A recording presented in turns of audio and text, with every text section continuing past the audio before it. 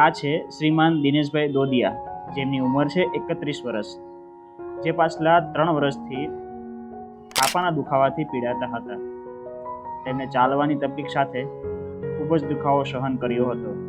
આખરે યુનિટી હોસ્પિટલમાં એડવાન્સ ટેકનોલોજીથી હિપ રિપ્લેસમેન્ટ કરવામાં આવ્યું હતું. મારું નામ છે દિનેશભાઈ દોદિયા ને મને આ થાપાની ગોળાની તકલીફ હતી. મારાથી હલાતોની બેહાતોની. પછી હું આ યુનિટી હોસ્પિટલમાં દાખલ થયો. પછી અમિત સાહેબે ઓપરેશન મારું કર્યું. ત્યાં એનું મને 3 મહિના થયા. હવે હલાત છે, કામે જવાય, સલાહ બધું થાય, દુખાવો જરાય થતો નથી. સાહેબનો ખૂબ ખૂબ આભાર.